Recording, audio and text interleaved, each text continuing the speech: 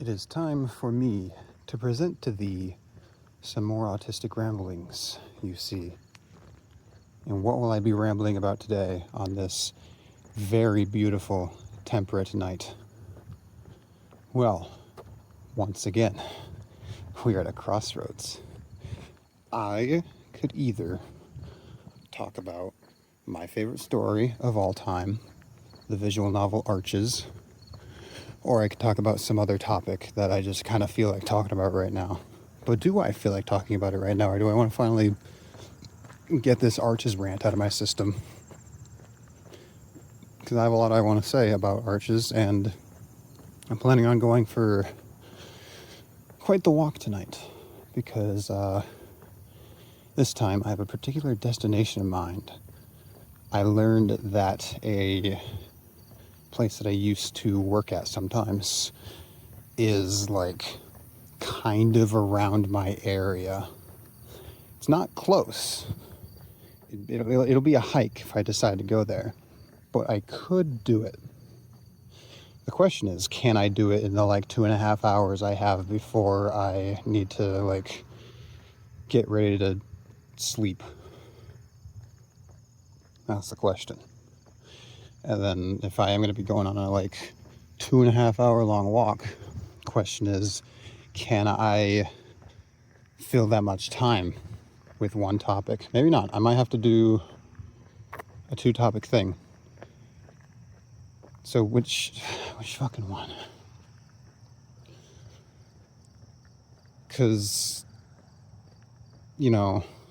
I want to share other artists that I listen to aside from Violet Pony, because I do listen to other music, if you can believe it. In fact, I just got done listening to the new Lorna Shore album, which is good.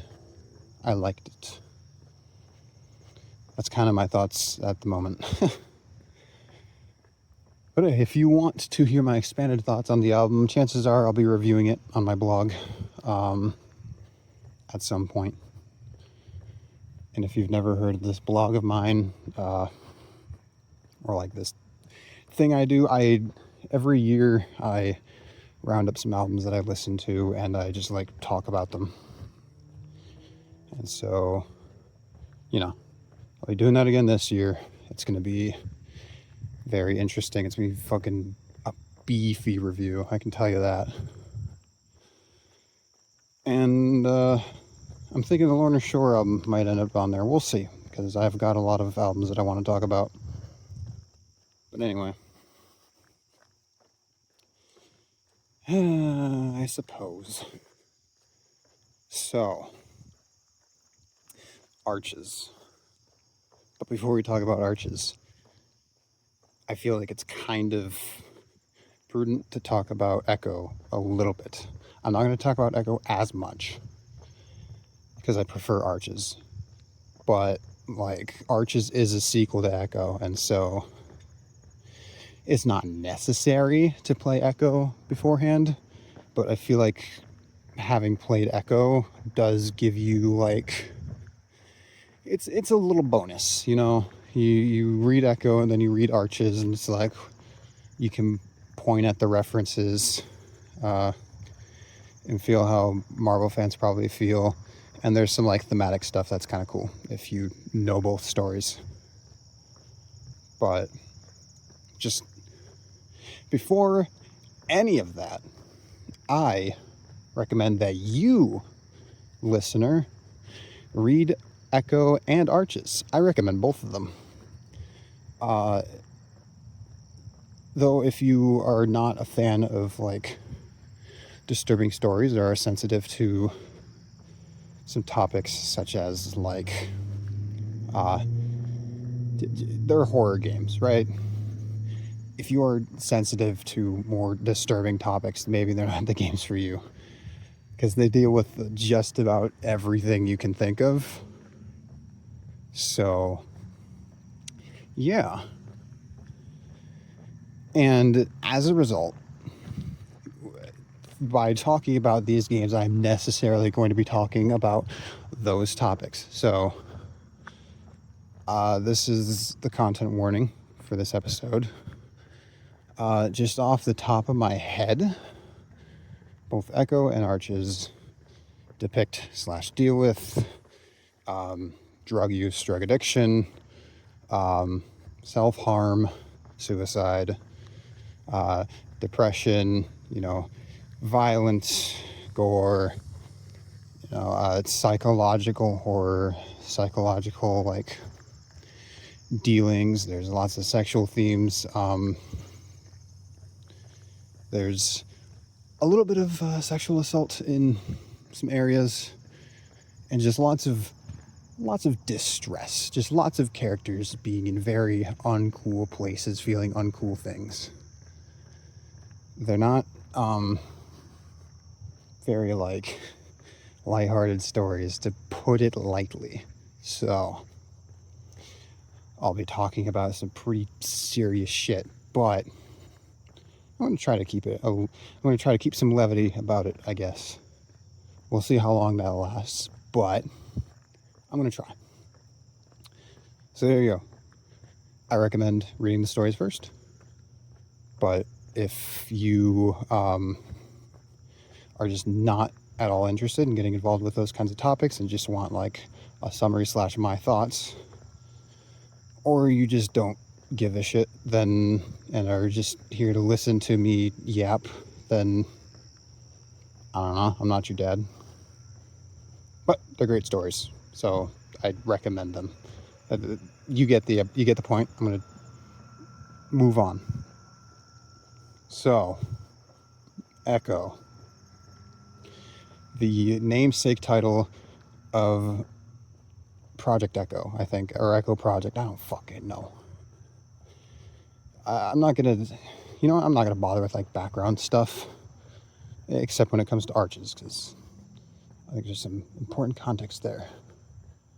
Just give me 1 second. There may just have to come a day where I just keep talking, even when someone's like walking by, because it's kind of fucking annoying pausing every time someone like happens to be near me in my vicinity when I'm doing this. I had to record the intro 3 different times.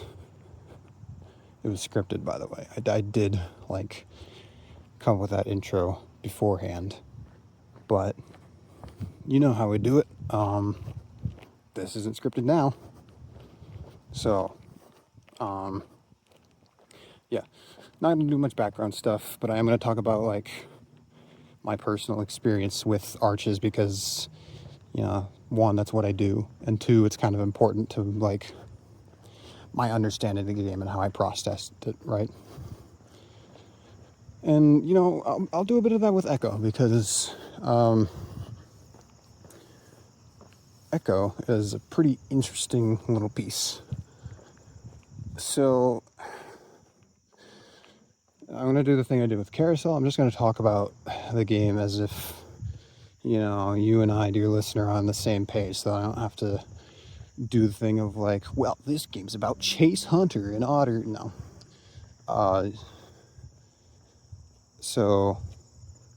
Sorry for anybody who is going into this not wanting to bother reading the stories. You're gonna just be kind of lost. I'm sorry. So, okay. Where the fuck do I even start? I guess I can start with talking about, getting into the game, how I felt. So, like, when I first started playing Echo, of course I was aware of, like, its reputation, or rather, like, the nature of its content, because it's there on the itch.io page. It gives you a warning that this game has a bunch of mature topics. And, I'd heard of this game. I had heard it's psychological horror, and it deals with some fucked up stuff. So I was prepared for that going into it. What I was not prepared for was for the fucking scene with Sydney's dad, which is one of the more, like, I want to say effective. It is a very, very effective scene at, like, evoking emotions out of me, I guess. That scene really fucked me up a little bit. It didn't, like, you know, cause lasting psychological damage or anything like that. It's just, I remember sitting downstairs at my parents' house when I was still living with them on my computer reading Echo and just having this, like, fucking pit in my chest reading that scene.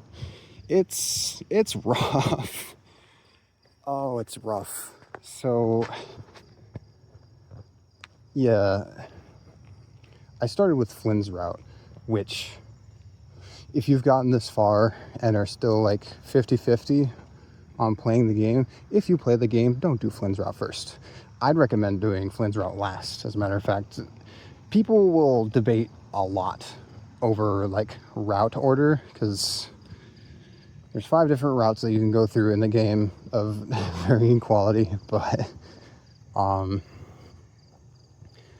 and there's nothing stopping you from going to any one of them first or last. The order I played was... What was the order that I played? I think it was Flynn, Leo, Jenna, Carl, TJ. And that gave me my own cool little personal journey with the game, which you will have regardless of route order, right? But I feel like with a lot of the things that Flynn's route does, it is kind of supposed to be like a bookend to the entire story. That's how I feel reading it. But like I said, I'm not your dad. Recommended order, I almost want to say Carl's, just to get it out of the way. Carl's route, for me, is like a significant downgrade from every other route. It's like fine. It's a serviceable story. And it does serve as like kind of an okay introduction to some of the elements that Echo will be dealing with. But you don't really get to know all the characters that well, because you become kind of isolated with Carl, Jenna, and Raven, who's like kind of a nothing character. This is information that I don't think is like explicitly stated or shown, but so the side characters of each route, if you didn't know, this would be Raven, Micah, Kudzu, Julian, and Daxton. Those are like those are Kickstarter or Patreon backer characters. Those are somebody else's characters. And so might be a big reason why they are of varying quality, because I'm sure that you know, each backer gave a different amount of like information about their character, and the writers had different ideas of like how to, or different levels of an idea of how to incorporate these OCs into the story.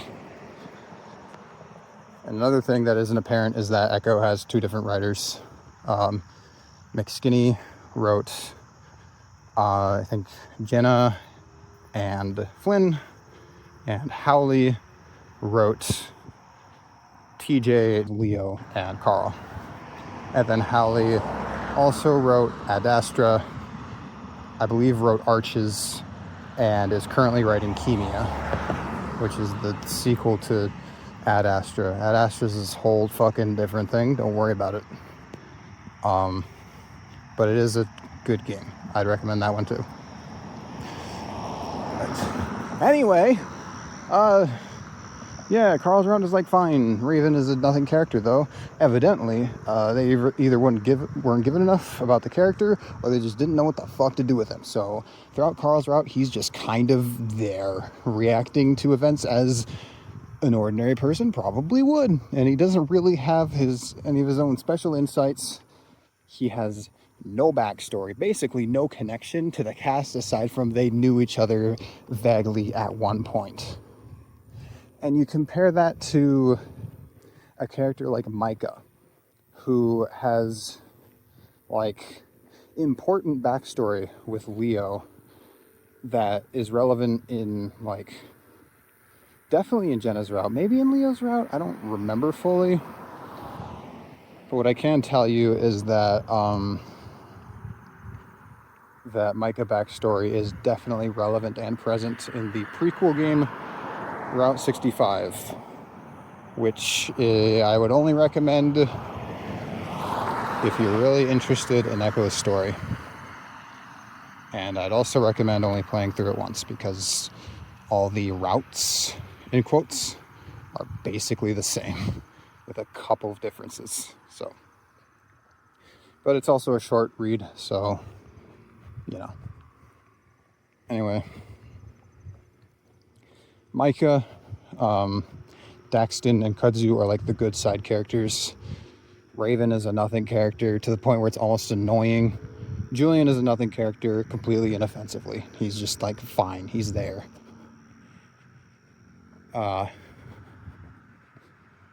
Anyway, yeah. I guess Carl as the starting route is like a good option. And I think the other good option would either be Jenna or Leo's. I'd tend towards Jenna. And I'd partially tend towards Jenna because, again, if you're still 50-50, Jenna is one of the few routes with a good ending.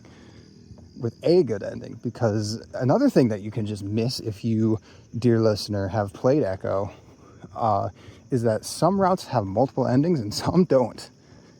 Jenna's route has a bad ending that you kind of have to work towards a little bit. Like, Leo is the other... No, Carl does it too.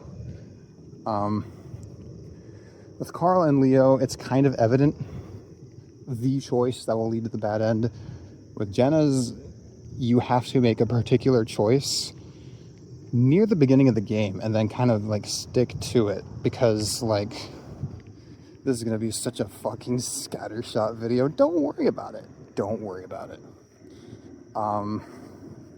So, you know, Jenna's route has this whole thing of like, Jenna fucking hates Echo, pretty reasonably so. And pretty early on, there's a scene that I really like, actually, where Jenna and Chase are looking for Carl at like 3 in the fucking morning. So they're just wandering around at night, just talking to each other, having a conversation that I think is pretty engaging. And, you know, eventually the topic comes up of like, man, living in Echo sure sucked a dick, didn't it? And you as Chase have, I think, 3 different options, but 2 of the main ones are either like, you know, yeah, it did suck, but, you know, we got through it together, right? Or you can just say, yup, this place blows. And if you choose that option, Jenna, like, deals with situations going forward a little more pessimistically.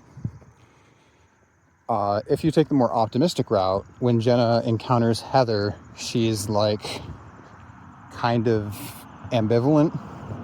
Like, she just kind of stands off to the side and nods and has the whole conversation.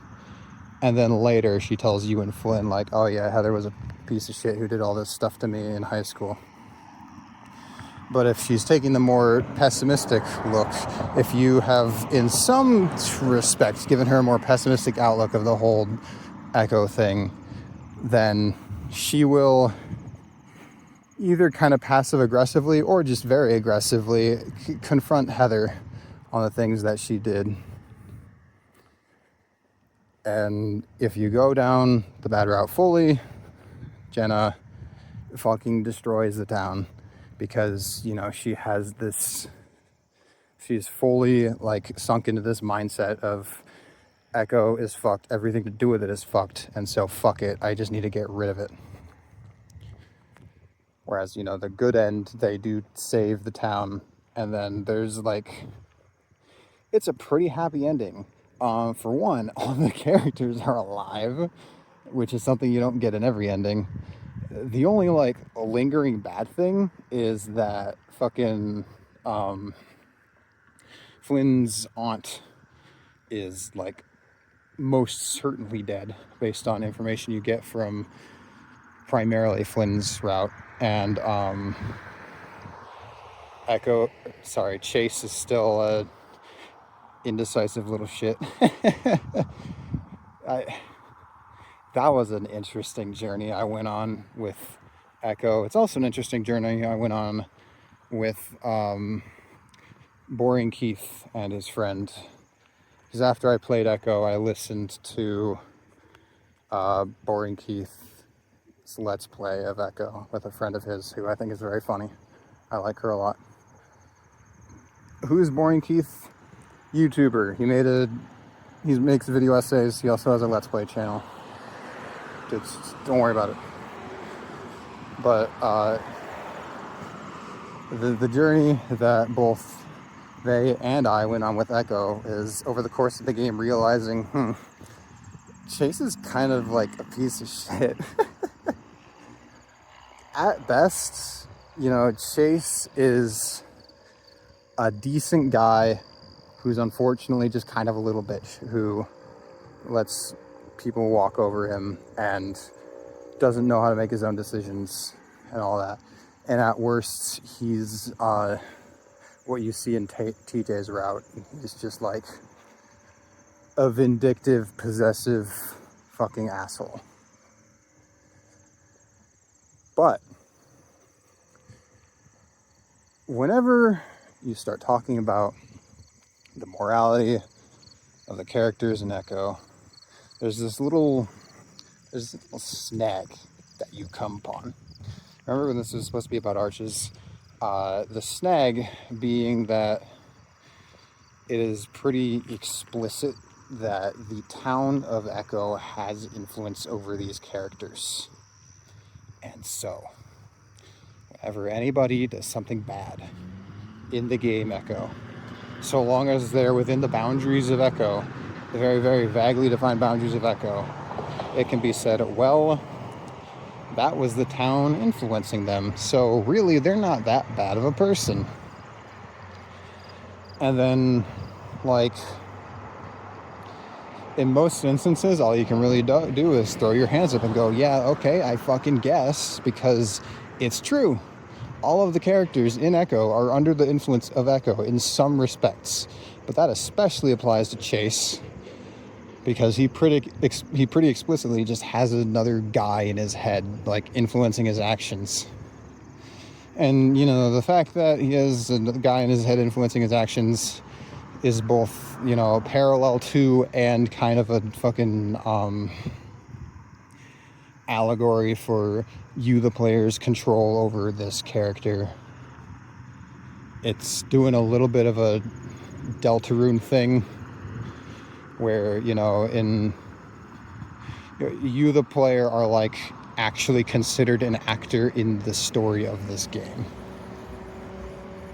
And, again, that gets really complicated when you are observing the actions of this character that you're playing as. Yeah, okay. I'm crossing an intersection here, so I think I'm just going to pause until I pass. Dude, this crosswalk gives you like 30 whole seconds of the little white man walking.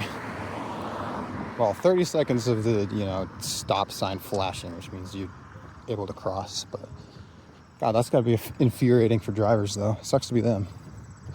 Anyway, yeah, so Echo has this whole meta-narrative thing going on that I think is pretty cool, and is also not as relevant in Arches, but is still definitely, like, present. You're definitely an observer in the story and not just like completely disconnected. Like, the fourth wall is thin in Arches, whereas it just doesn't really exist in Echo, or at least it's not supposed to. You get that impression, because there are times when, like, alright, for example, one of the reasons why Flynn's route should be last is because in Flynn's route, there are times when you make a choice in the game and Flynn starts just acting weird. And since I was a first-time player and wasn't thinking much about like the act of making choices aside from, oh, this is a visual novel, you can make choices, la-di-da. I didn't like know what the fuck was going on with Flynn reacting to them, because I thought it was just kind of tangential. I didn't make the connection. Maybe I'm stupid and media illiterate, but that's what happened. But then, you know, having fully processed the game, having fully played the game, and then listening to someone else play it, that kind of stuff happened, and it's like, oh, right, of course. Because the cool thing about Flynn's route and Flynn as a character is that he seems to be aware that Chase is like under the influence of Sam's ghost. And so what's happening is he's reacting to you, the player, making choices, because that's supposed to be Sam, or like maybe you. I think you are supposed to be Sam in the game. I think that's the idea. But, you know, so yeah, Flynn reacts because he can tell that you / Sam are making the choices. Like, Chase is doing things, but then suddenly something else takes over and he takes notice, and it's like fucking weird for him, I have to imagine. That would be weird. And that's cool. And it's just something you probably wouldn't make, you know, you wouldn't notice or make a connection for. Or maybe you would. Again, maybe I'm media illiterate and stupid. I don't know. Then there's other aspects of Flynn's route that just make it seem like a curtain call for the game. Like Micah and Kudzu showing up near the end when things get apocalyptic. Just the entire ending of that route. Is that window open? I can't tell. I might have been a crosswalk. It wasn't. It's fine. Okay, I'm waiting. I'm actually not waiting. There's nobody here. Like, it's like actually really cool. Flynn's whole death scene, where he's basically thrown between all these scenes that you've just heard about in over the course of the game, but are now able to see actually happening, and you get like confirmation of like, oh shit, that did happen. That's crazy. The main example I'm thinking of being Keith's fate, because it's one of those things where like you can very easily guess what happened, right? Oh, Keith spent a lot of time with Brian. Keith suddenly goes missing. I wonder what fucking happened. But then you'd see it, and it's like, oh, wow, okay, interesting. You also see Flynn's aunt getting murdered. I think that's only ever brought up in like Jenna's route. And then you actually see it happen in Flynn's.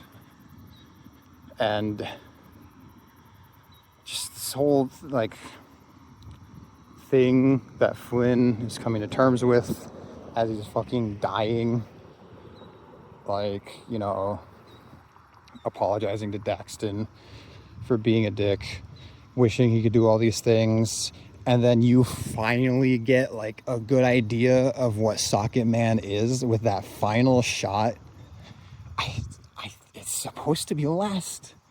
You could almost call it a criticism of the game that they don't have anything barring your entry to Flynn's route, because it works so well as the finale to everything. But you could just do what I did and pick it first, and you get to that ending scene, it's like, oh, interesting, okay, and then you see the end screen and you go, wait, what the fuck, did I do something wrong? Because, like, you know, I had heard that Echo had multiple routes, but I had no idea if it had like multiple endings. So I remember getting to the end of Flynn's route where Flynn fucking is immolated inside the mines and undergoes this like process where he becomes Socket Man, completely disconnected from like time and almost space in a sense too. And then the game just ends, and I was like, did I do something wrong? I remember, like, I audibly said, what? When that end scream came up. My jaw was on the floor. I was in a fucking trance, not even fully understanding what was going on. And then suddenly the game was fucking over. And I remember frantically asking my friend who had played the game, like, are there multiple endings to this game? Because I thought I did something wrong. I thought I accidentally got a bad end. But nope, that's just how the game ends.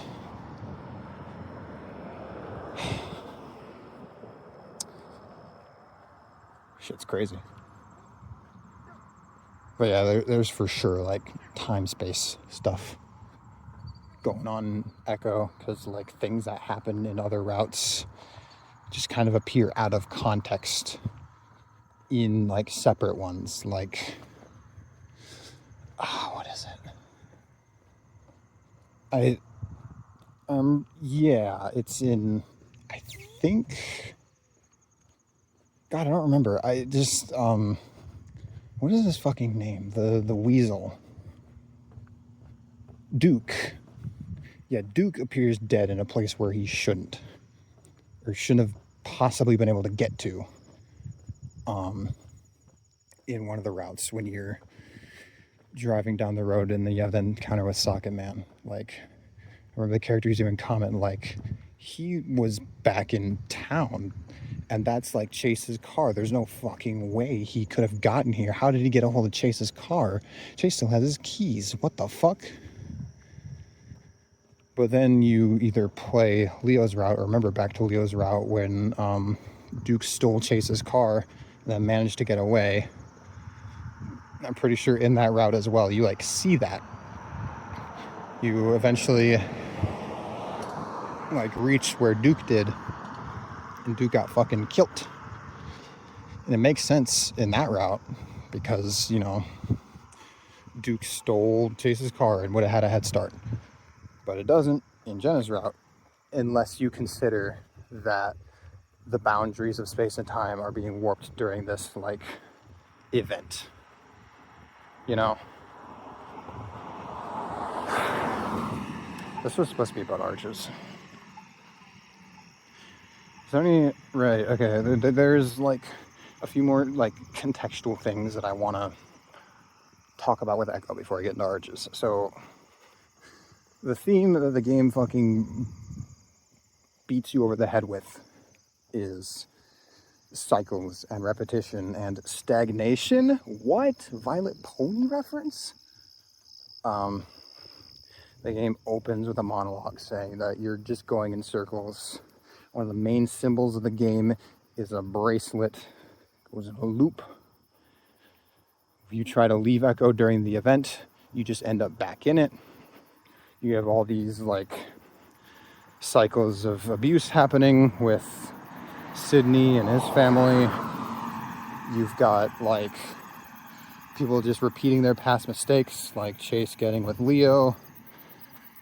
It's like a big fucking theme in the game, and one of the main, and you can tell it's a theme of the game because when you look at the endings through this lens, it kind of works. The main one I'm thinking of is Leo's, right? Like, if you choose to keep dragging your feet, keep going around in circles around this issue between you and Leo, and at the train say, yeah, we'll talk about it later, then Leo drags Chase off the train and he gets his fucking legs cut off, which mirrors a thing that happened in the past, thus, you know, forming another circle of, like, history. But if you break the cycle, say, no, Leo, we're done, then you get the, like, good ending of that route, which is a fucking beautiful ending, by the way. I love the, like, true/good ending of Leo's route. It's really great. Hit me real hard because of that friend thing. Like, when Chase meets back up with Leo later, And Chase was like, maybe we could keep in touch. And Leo was like, nope. Because he's learned his lesson now. Leo has figured out that, this just isn't good for us. I don't think we can do this. We just don't work, unfortunately. And so these two guys that meant a whole fucking lot to each other and were very important in each other's lives just have to part because of circumstance, because of personal issues. It's just got to happen because it's what's best for both of them. It made me quite emotional. But what really made me emotional is Arches. So, Arches is a fucking brilliantly written game. Let's get that out of the way. I think that the writing in Arches is very, very strong, especially character writing. Cameron is one of my favorite characters ever. He is such a rich, nuanced, realistic character. But then, of course, you have to look at this game as a thing that came to me at a very particular time in my life, had a specific emotional impact on me because of that, and also just specifically relates to me and a lot of my issues. Because the thing about Cameron is that he's really fucked up. He's had a really, really hard life. And so, whether he's, or no, he was on antidepressants, explicitly in the game. So, safe to say he has depression. Who can blame him? And what I have depression. What? And the way depression is depicted in this game is so it's so real, and it's so not explicit, because these things don't happen, and then the narrator Cameron goes, you see, this is a symptom of my depression, because I recognize that most people don't think that way. I do. Just because, I don't know, that's the way I think. If I'm ever acting out or feeling strong emotions in regards to a certain thing happening, chances are I will just go, this is because of depression. And I have to go, yeah, I fucking know, god damn it.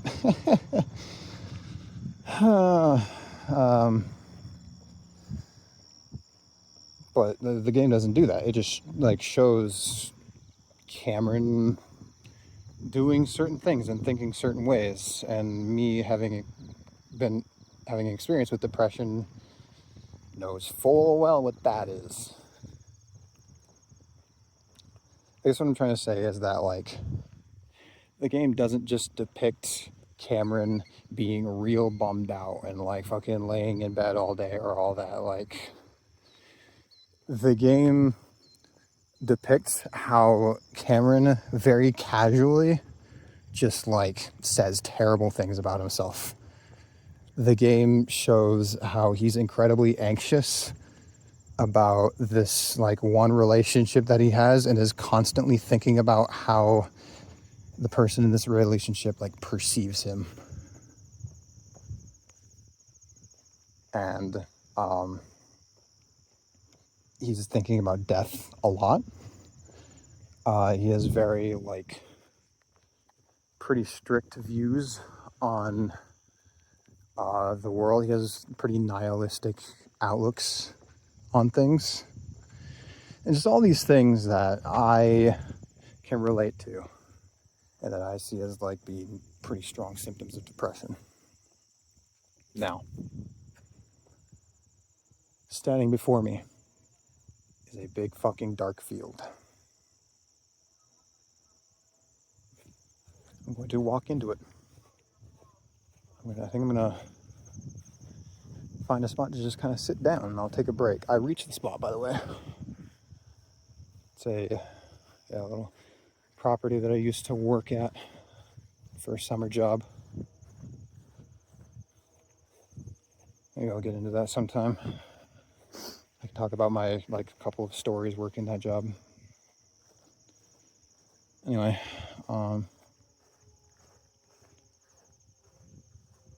so like one of the criticisms that I can kind of grant people when it comes to Arches is that the other characters just aren't nearly as developed as Cameron. You know, I'd agree with. At the same time, I don't like think that's necessarily a bad thing. Like, it's okay to have a main character of the story, you know? Hot take. And like, I think Devin and Artie are given like enough. They have their own struggles. They have their own like distinct personalities and just like things about them. Their quirks. Their quirks.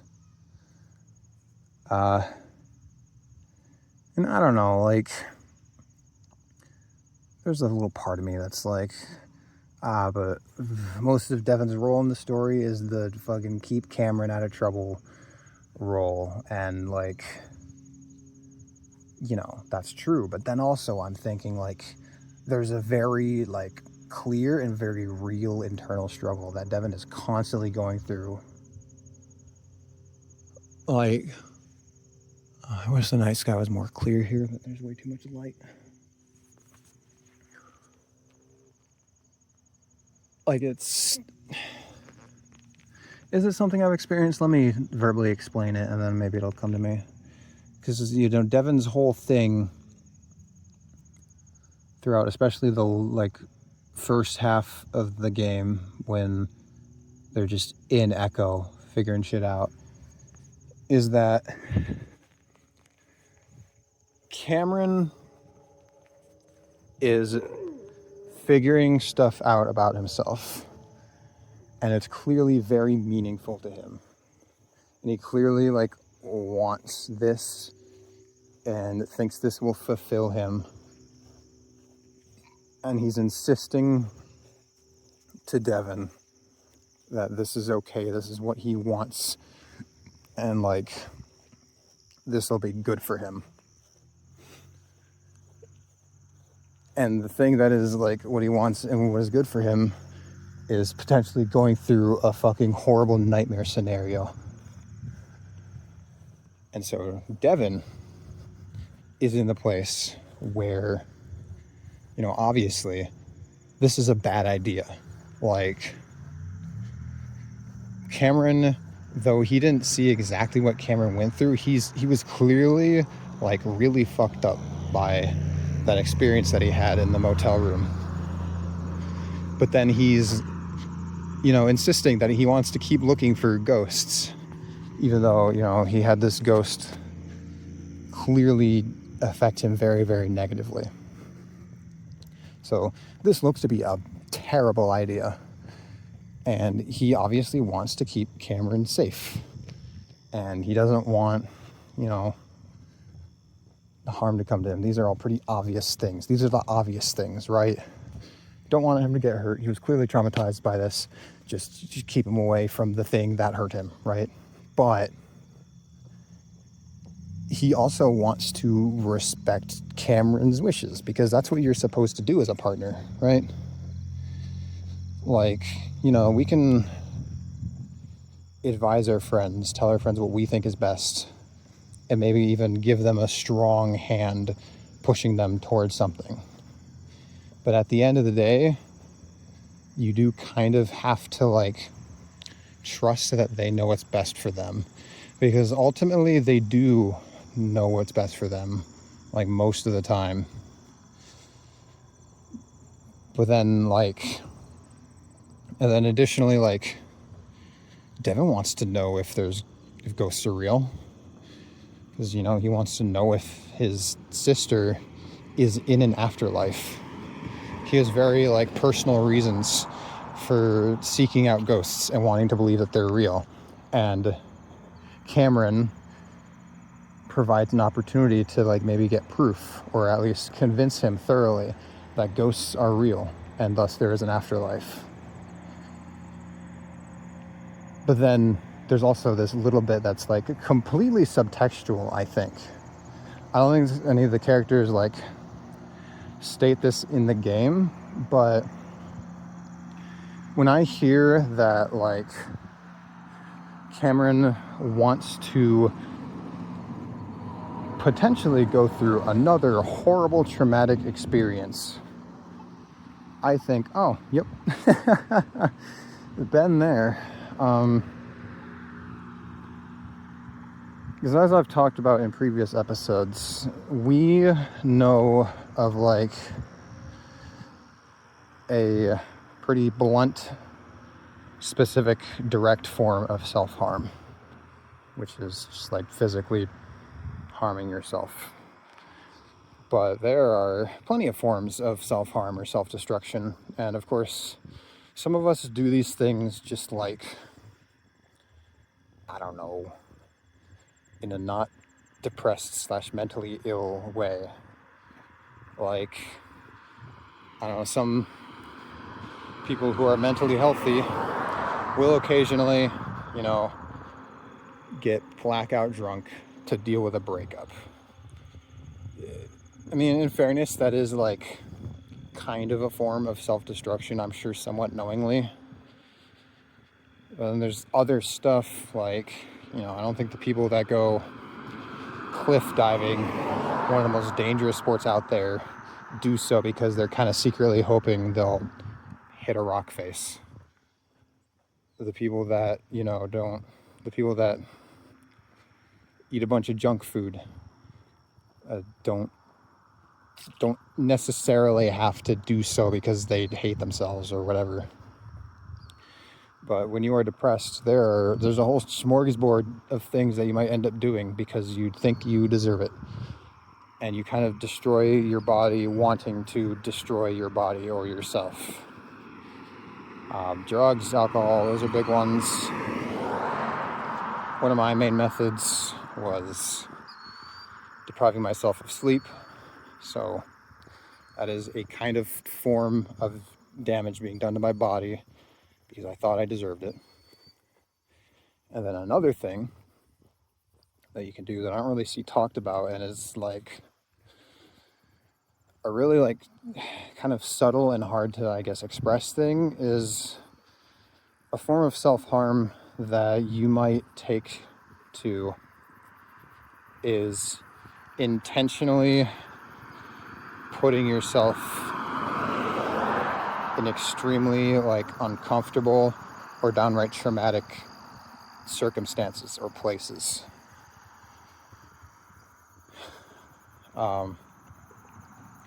Giving my own little example, this is partially going to be about me because, again, this is a talk about art, and art is half the artist and half the consumer, right?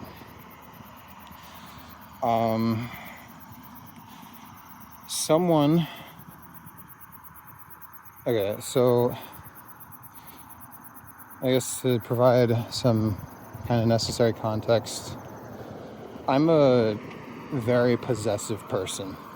Now, I try very, very hard to not let that dictate my actions. Like, I get really jealous when I hear that someone I care about, like a friend or anything, is hanging out with other people or doing things with other people. I get jealous when other people are flirting with each other, especially if I like know one of those people. I really try not to let that dictate my actions. I'm constantly insisting to these people that, you know, they can do whatever they want. They're their own person. We're not like, you know, bound to each other. We're not in a relationship, so I can't tell you what to do, right? But those feelings still come up. And, yeah, so, a friend of mine told me that they were going to be doing something with someone else, and it got to me really badly. Like, I had intense anxiety because of it. I know this isn't like normal, right? I do not have normal reactions to these things. I am aware that this is very deep-seated insecurity. I'd say I'm working on it.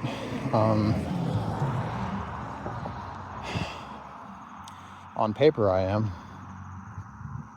I don't feel like I'm dealing with it very well. Clearly, because I'm still fucking dealing with it years later. Anyway, I was very upset. I was very distraught. And, of course, I knew that this was stupid. I knew this was a stupid fucking reaction. And what often happens when I get really jealous is that I then get angry at myself for getting jealous because I know it's an unreasonable reaction. So I just end up in this, like, cycle. So I was kind of pissed, but also kind of trying to suppress it because I was embarrassed that I was even feeling this way. And I told him, hey, you know what, just tell me all these things. Tell me all these things that you think might make me jealous. That was a form of self-harm. Like,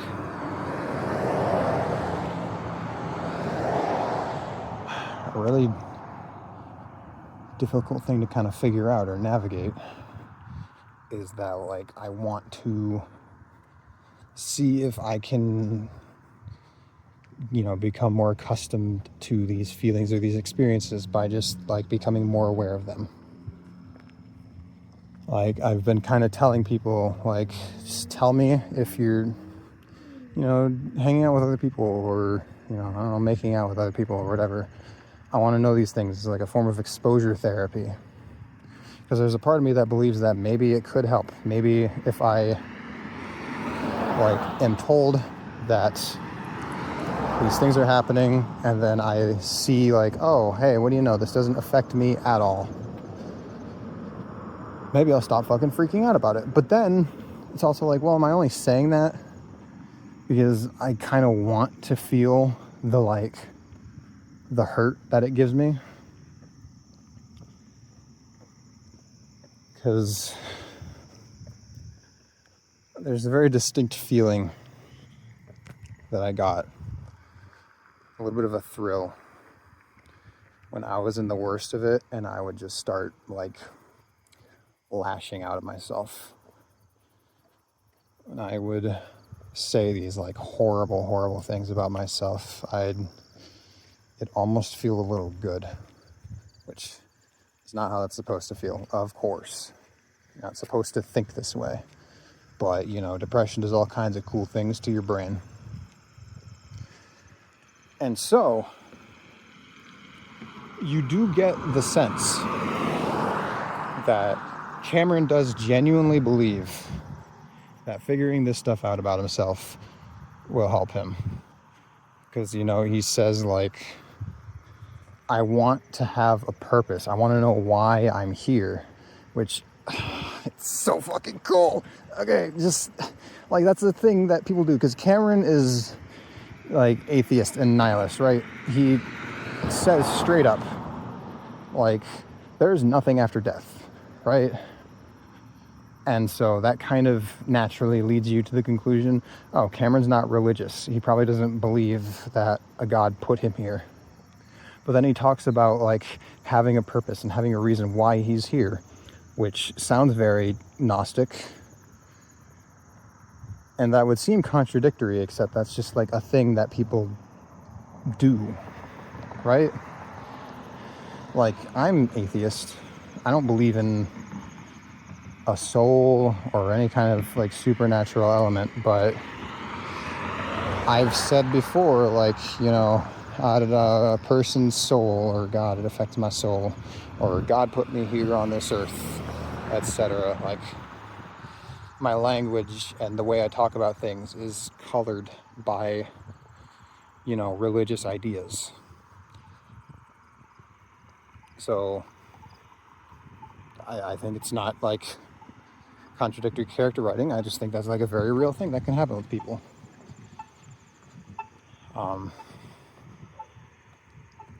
And so, yeah, you get the sense that he genuinely believes that figuring out his psychic powers might be able to help him. But you also have to consider, because he's depressed, that maybe he's doing this because that part of himself just like wants to hurt.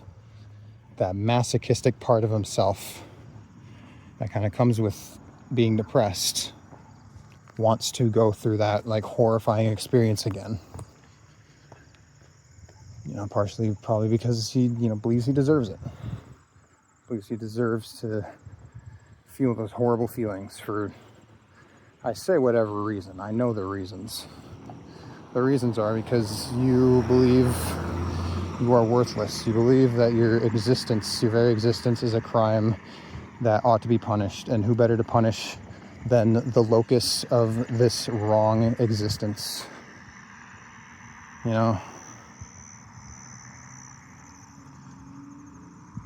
So that's all the stuff going on with Devin. This was about Devin, because remember, Devin's been helping Cameron with his depression. He's been dealing with it. There's a very good chance he has an understanding that Cameron has self-destructive tendencies. In fact, like, it is kind of that aspect is kind of explicitly stated when, Cameron starts, when he hits the joint or vape or fucking whatever that Artie gives him. Like, he even says, dude, this is unlike you. And you kind of get the sense that Devin is aware that Cameron is falling into like old self-destructive habits. But that's never applied to him wanting to try looking for ghosts again. At least as far as I remember. So it's just this cool, completely subtextual thing. But that's what I mean. Like, there's so many things going on with these characters, and with every decision that they make, it like makes perfect sense given what they're thinking, especially like at the time. And you understand why they do things they do, given both of their background and their current circumstances. Like, it's a pretty stupid fucking thing to do, stay in Echo. Well, why does Cameron want to stay in Echo? Especially after having that horrible experience. You think that after, seeing your boyfriend hanging in a closet, you'd want to leave the place immediately. Well, okay, let's go down the list. So, Cameron, being depressed and having been like abused and neglected for a lot of his life, has pretty severe like self-worth issues. And naturally, when you feel that you do not have any worth, you're gonna look for it. The fact that Cameron had that experience in the motel room is evidence to him that he might have worth, because it's evidence to him that he might actually have psychic powers. And if he has psychic powers, then not only is that something that actually makes him like stand out, not only makes him like, cool and unique, but it means that he can help people. He can talk to dead loved ones, tell people like what happened, especially when he ends up in Brian's trailer and gets like very distinct visions of what happened to Brian's victims. Like, that's useful, that's helpful. And so for someone who really struggles with self-worth, having this clear, distinct ability that can help people is going to mean a lot. And in addition to that, if you struggle with self-worth, you're going to really want to please people. Cameron knows that Devin really wants to know if ghosts are real. It's very, very personal to him, given that, like, his beliefs about his sister and his guilt around his sister dying. He wants to know that his sister is like okay somewhere in some form, because maybe it'll alleviate his guilt a little bit, because he blames himself somewhat for her death. But if there's an afterlife and she's okay there, then maybe it's not so bad, right? Cameron knows this. And he is seeing...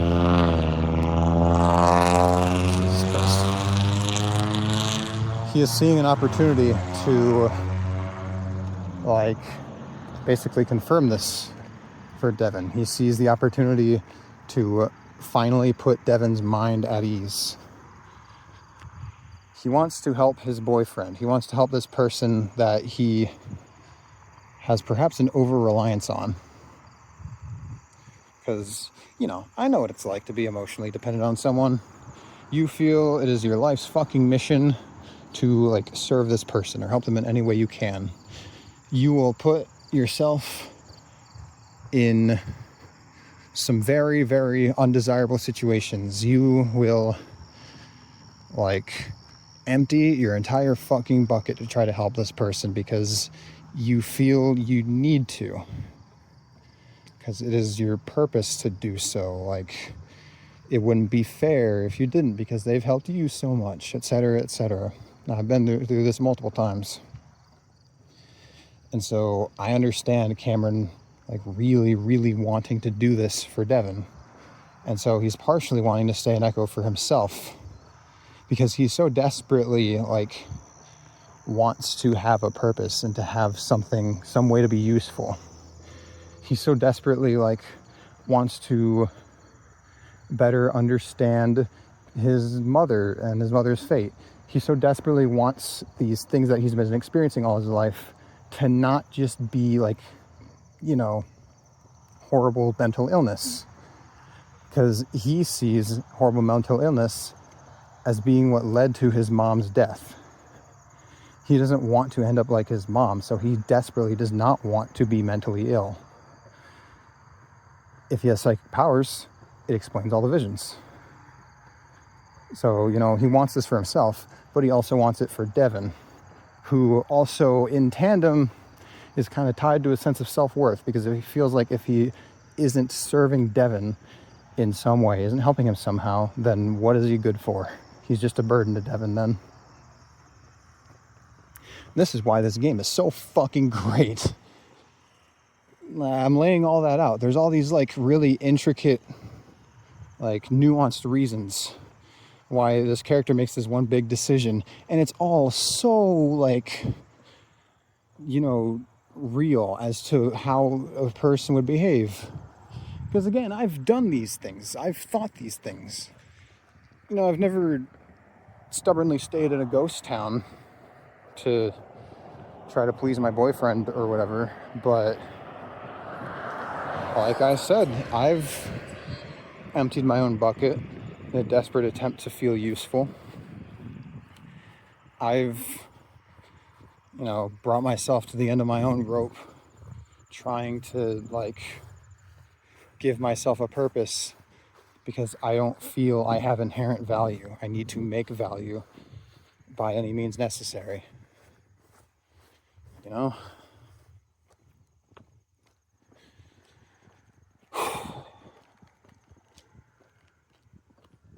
It's like, that's the big thing with the game for me, is, you know, seeing these characters, how they think about and react to things, and how especially Cameron's actions are, like, so heavily influenced by this really turbulent, complicated mindset. Cameron is a very, very difficult character to write because, you know, if Cameron is anything like me, he has a very fragmented mind. He believes a lot of contradictory things about himself and about perhaps the world in general too. And you got to make all that work. You got to make all that make sense. And it does. I can't think of a single thing that Cameron does that doesn't make sense given his character. And even the little things, like how there's a couple times when he starts freaking out and he starts assuring himself, like, no, hey, you're fine, calm down, this isn't real, you're gonna be fine. Those are things that I do. when I'm trying to cope with like a panic attack or fucking anything really. Like something that I haven't been doing lately, because I don't know, I'm kind of a fuck up, is if I start feeling jealous, what I'd do is I'd start saying like, hey, this doesn't affect you. You have no reason to be upset. This is like a physiological reaction to like distress or danger, but you are not in danger. You have no reason to be distressed. Stuff like that, trying to reason myself out of it. Because the idea is, you know, it can feel like your emotions or your subconscious just doesn't adhere to logic at all. Sometimes, God, it really does fucking feel that way. The idea is that through the reinforcement of these ideas, by constantly telling yourself these things, you can influence the way you like react off the bat. You can influence your subconscious. And I can tell you personally that to some extent it does work. Because I used to be able to say I'm worthless very easily. It would just kind of fly out of my mouth when I was upset. It was something that I just kind of believed about myself.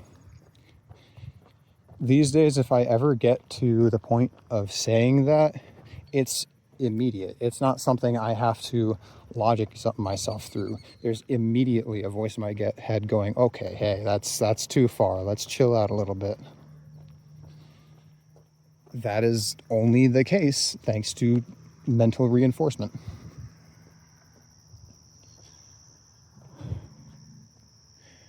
I'm in the sports complex again.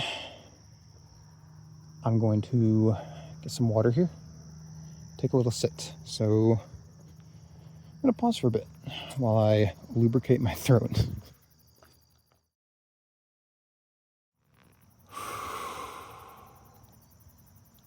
I was thinking about jealousy, which I do often. There's this furry webcomic called I Think I Like You. Very popular webcomic. It's good. I like it. It's cute. But there's this thing about it that kind of annoys me. And I've already seen it happen where I bring up that there's a thing about this webcomic that annoys me. And it's like, look, it's just cute fun, okay? And it's like, yeah, look, I know this comic's place, but funnily enough, that's part of why this irks me. So, I Think I Like You has this problem where the authors very clearly want to, like, do stuff that is not just, like, PG, fucking cute, wholesome slice of life.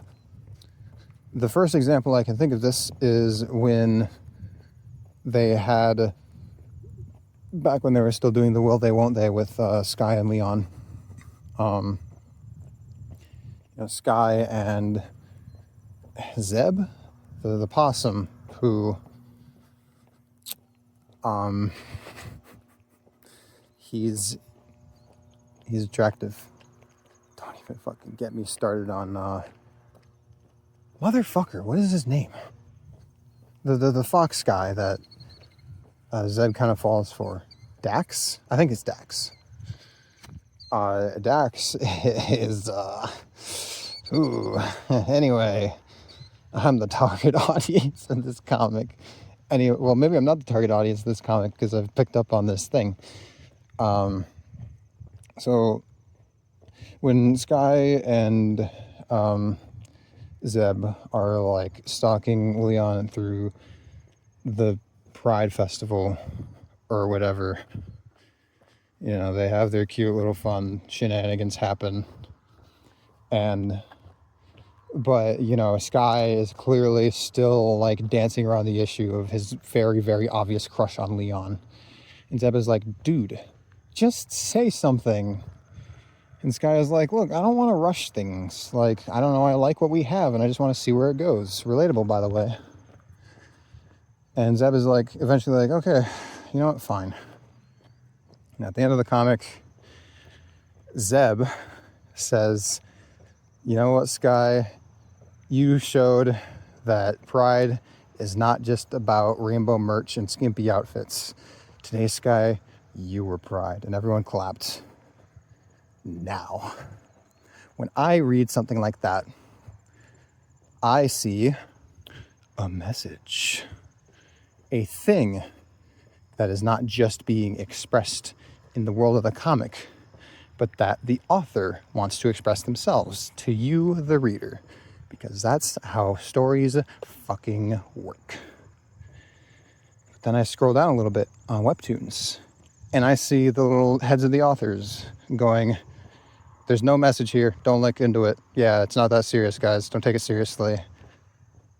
Which I think is some pussy ass shit. If you're gonna put a very explicit, like, real world message in your comic, stand by it. Like, what's with this?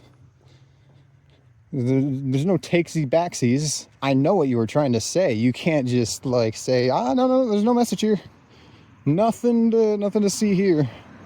You put it in the comic. If you didn't want to fucking have any serious messages to have the reader contemplate, then don't put them in the comic. Can't have it both ways. Can't have your cake and eat it too. And in the same way, this is about I Think I Like You Now. That's what this episode's about. I'll get back to Arches, but I'm going now. You can't stop me.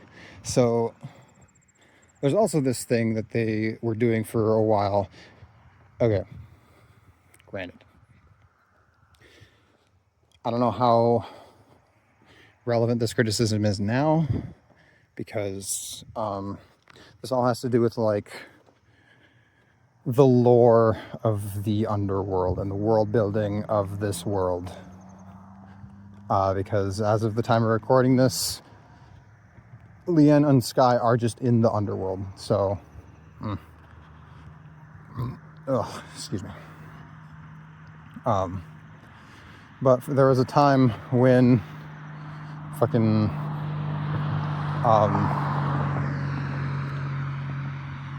wow, I lost my train of thought.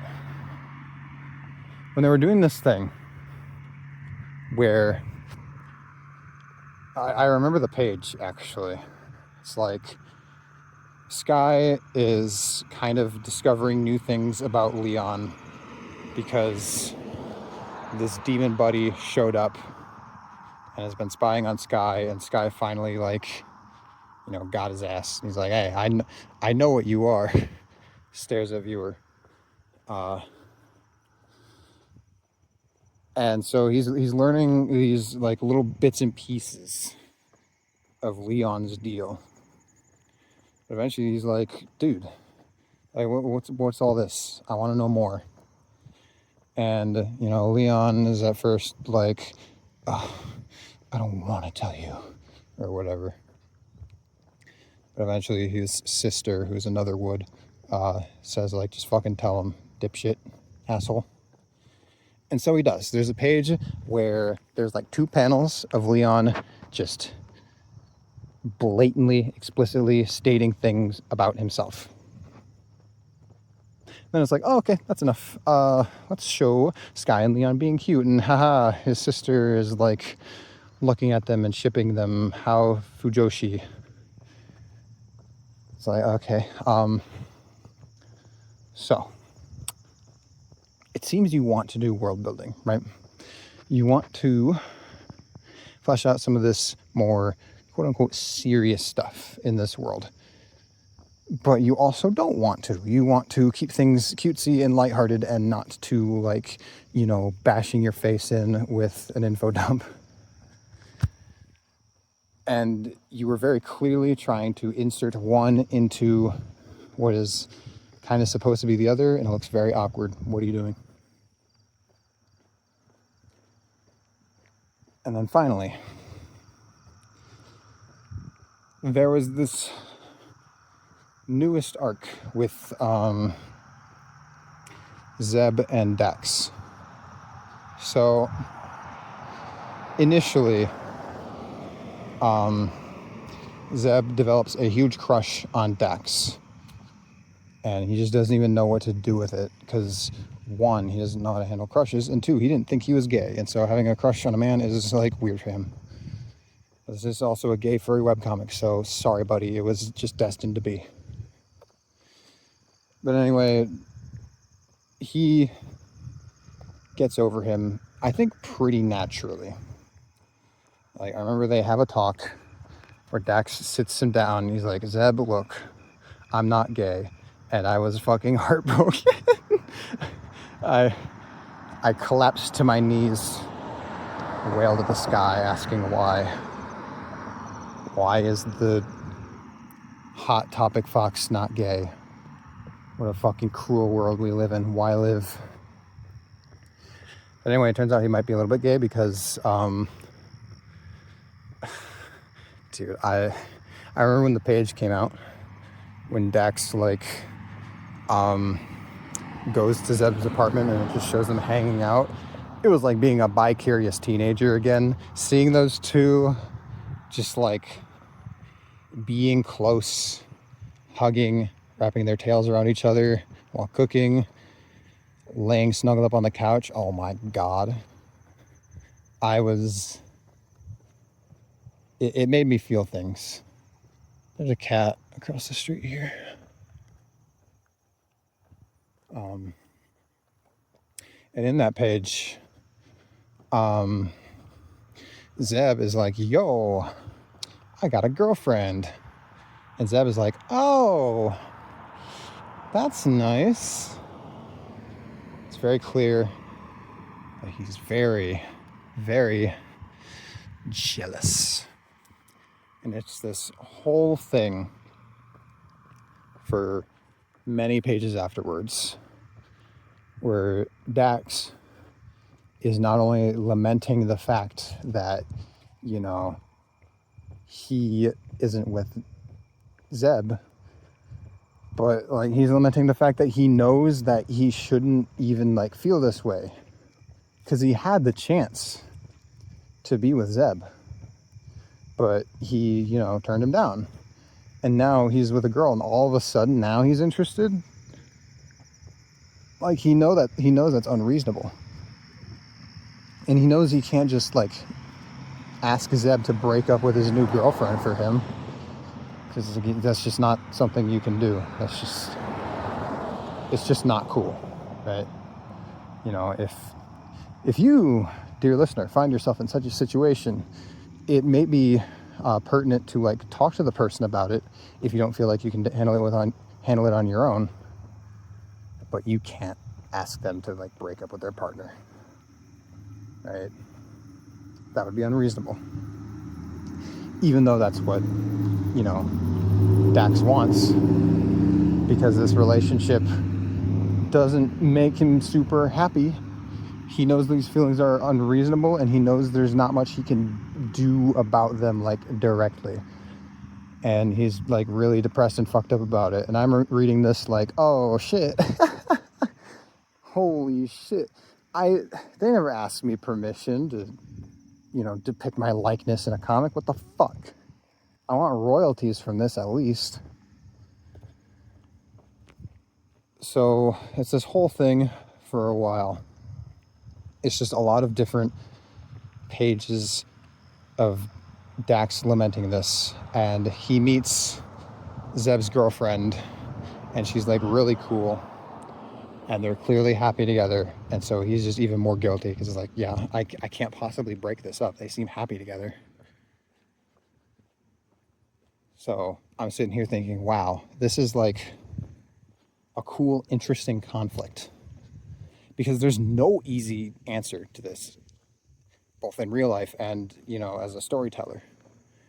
Because as a storyteller, there's like the two obvious options. The two obvious options is they stay split apart. Okay, well now you have to deal with, you know, Dax feeling this way. You have to like show him really actually learning to handle these emotions, because there's just an impasse here. He can't, he's clearly made the decision in this instance to not tell them to break up. They're not going to break up. You got to deal with this difficult thing and show him handling these difficult, complicated emotions. Or you have Zeb break up with his girlfriend to get with Dax.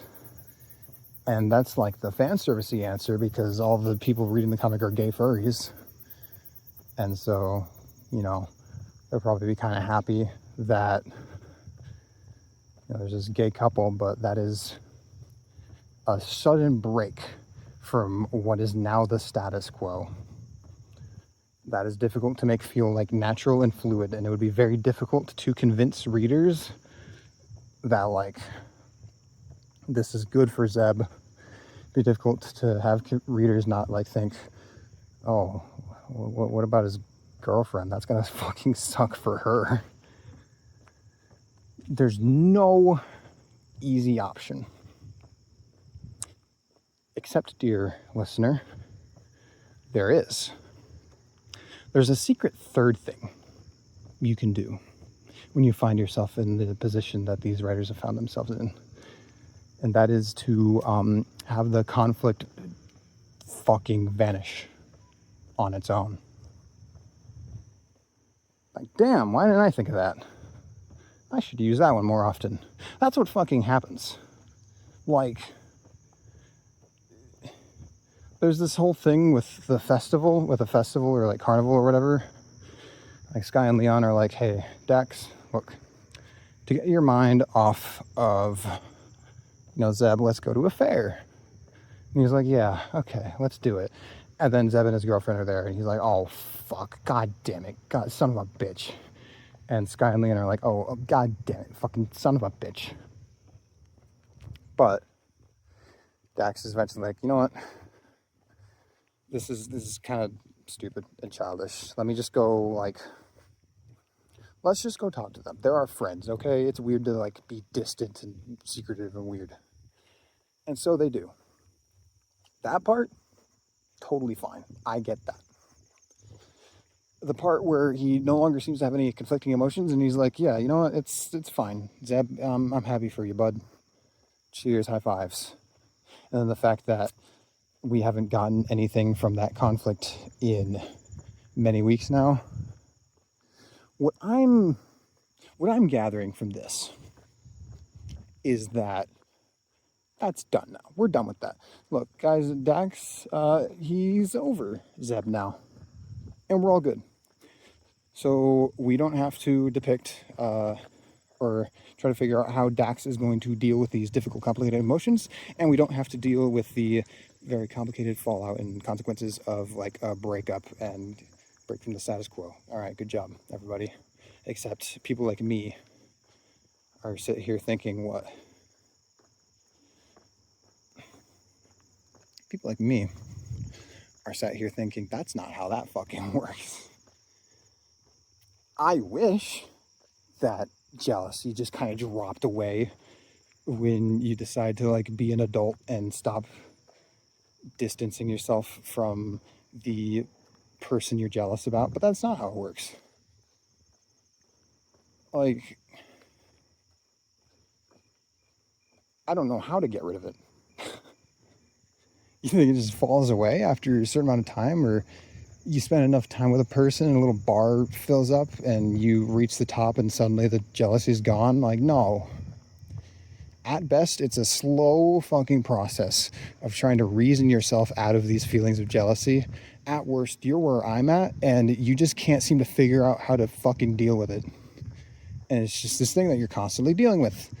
And it's stupid, and it's irrational, and you're really trying to, not have it influence your behavior. You're trying not to act too, weird about it, or distance yourself from these people in an attempt to stop feeling these really terrible feelings. But it's exhausting, and just continuing to be with them continues to result in these emotions. And just, it's a fucking process. right? It's a long process. And so seeing this conflict that I was like really connecting with and really engaged with just kind of drop away, like almost insults me personally. It's like, oh, cool. Is it supposed to be that easy?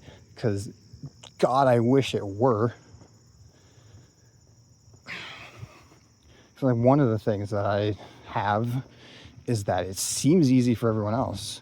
I know plenty more people get jealous, right? Jealousy is just a thing that people feel. It's one of the 7 deadly sins after all. But I see a lot of my friends who just don't get jealous the same way I do. I can't help but think, why can't I just be like them? Why couldn't I have just been born normal, you know?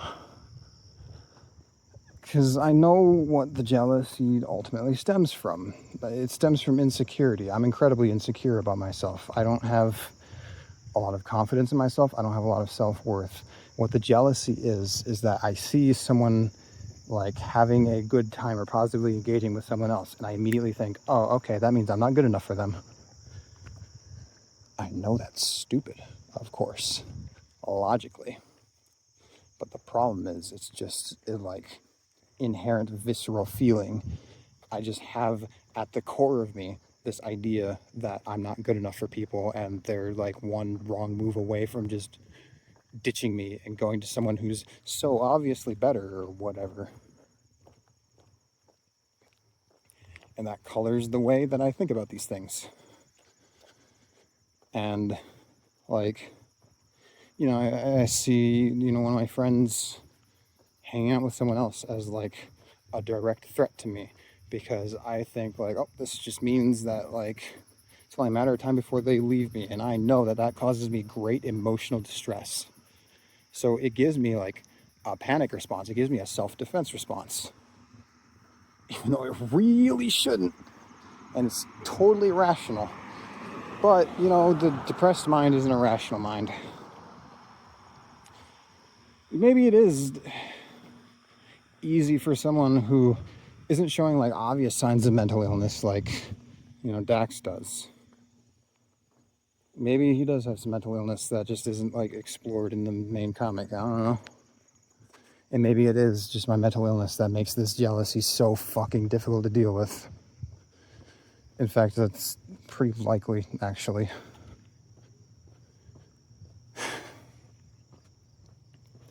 So instead of dealing with it, I just keep asking myself, why do I have to be this way?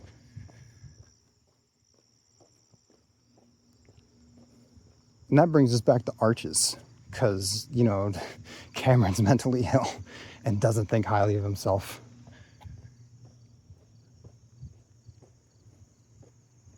And that's why I relate to him.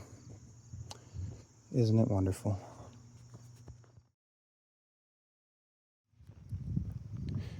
A random vent session in my Dermager the Adventurer video, it's more likely than you think.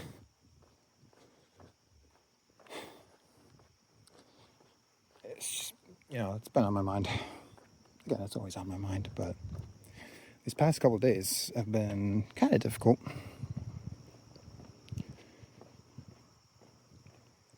Do I keep talking about Arches, or do I keep venting to you, random listener, instead of... I did send a message to a therapist's office. I want to go to therapy because I so fucking clearly need it. But I haven't gotten a response yet, so I don't know. Maybe I'll just have to be more direct. Maybe I will just have to fucking call them instead of using a message on the website, because I wonder if they even read those.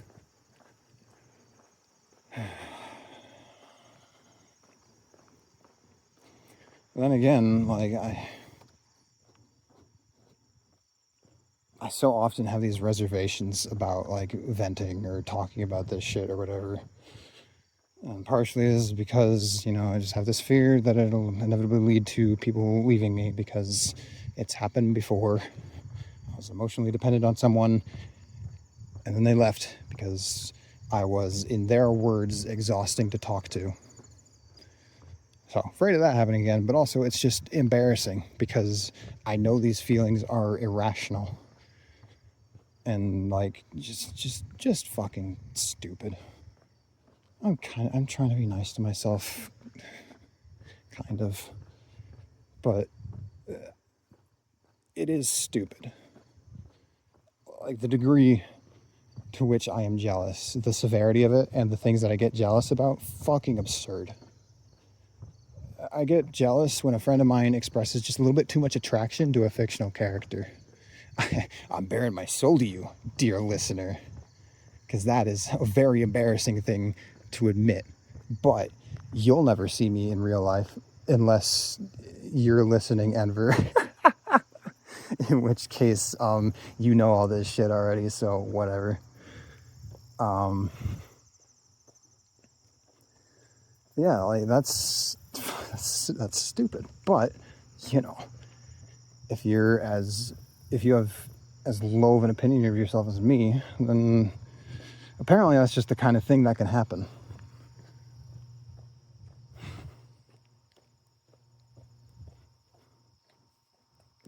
I guess I'm going to therapy for, because I don't know how to deal with this shit at this point.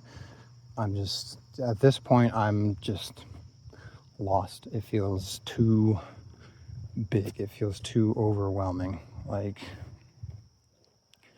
the thing I've been saying lately is that my mind feels like fragmented, and I think I've talked, on my cute little channel about how, I second guess everything I say or think, and I just have all these different things going on in my head. Like, it feels like I have 2, sometimes 3 different voices, like conflicting with each other, saying different things to me. And the other 2 that I try to distinct from me are the irrational ones, but like sometimes it's hard to tell where the thought comes from. Just it feels like too much. It's getting to the point where I don't feel like I can actually deal with these things. And maybe I could, and hey, it's happening right now. I'm thinking like, oh well, that's just because you're fucking lazy. You don't want to put any elbow grease into it to fix things. You don't want to do the work. You just see therapy as another magic bullet that's gonna cure you, and so you can just forget about trying to actually make a difference in yourself because you don't want to change and you don't want to work for anything. But then I'm hearing that, saying that, and thinking that's really shitty. That's a really shitty thing to say about myself.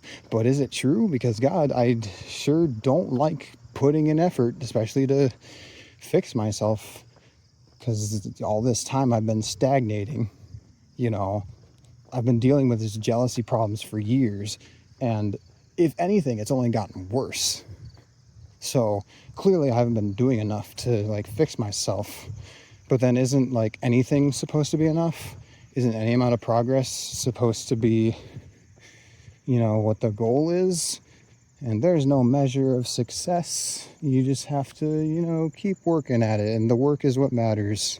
Except, I only have so much time on this earth. Am I going to spend this much of it being so fucking insecure?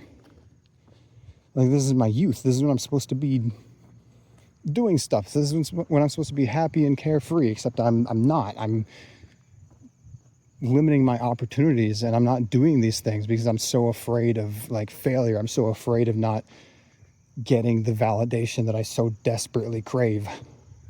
So that's the kind of thing that's been going on for the past couple of days. And I eventually cracked and said, all right, you know what? I need therapy.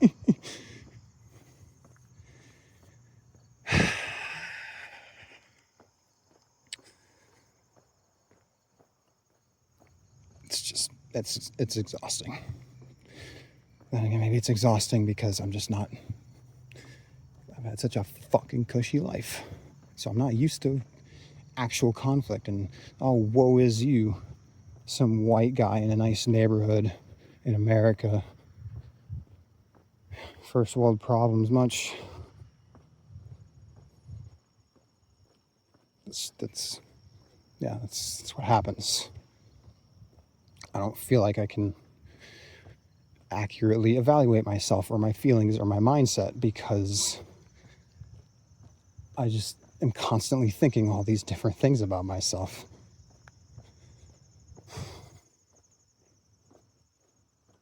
What are the things that I'm sure of?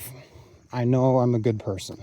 Like deep down, I do care for people, and I hear the part of me that's saying like I'm selfish and I ultimately care more about my ego than my friends, but that's not really true, or at least it's more complicated than that. I can't like make the clear, distinct claim like I am a bad, selfish person, because I'm not.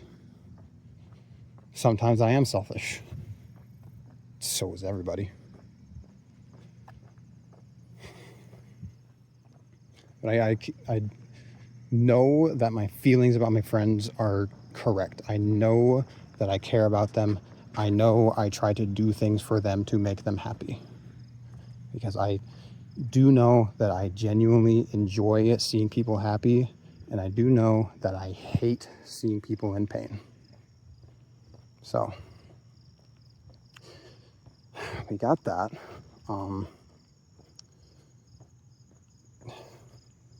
I know I'm a jealous, possessive person, yeah, for sure. I know that I'm a deeply insecure person, and these insecurities just have like a whole fucking host of reasons why they're there. Depression is a big one. I've been telling myself these things about myself all this time. Been reinforcing these like really kind of shitty ideas about myself in my head. So those stick around. They're not going to go away in an afternoon. A little bit of that gifted kid stuff I talked about at the very first recording. I was raised under pretty high expectations that I don't feel like I met. But then again, maybe I only feel that way because I feel shitty about myself.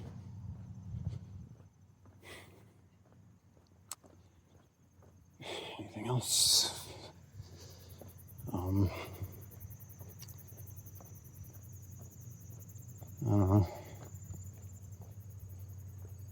These are all really broad things. I could get into specifics, I guess.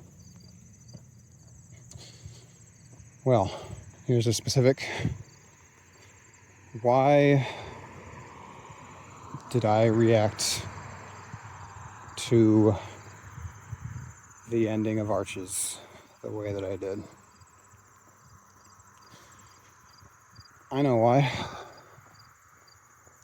It's because Arches, that story,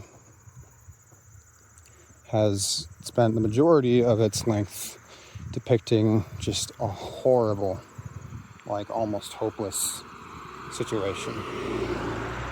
Like that whole fucking, I guess, epilogue ending sequence when they escape the town of Echo and come back home. And it just shows throughout the years these different like horrible, horrible things that both Devin and Cameron have to deal with.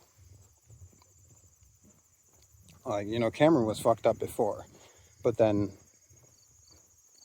his trip to Echo kind of made things a lot worse.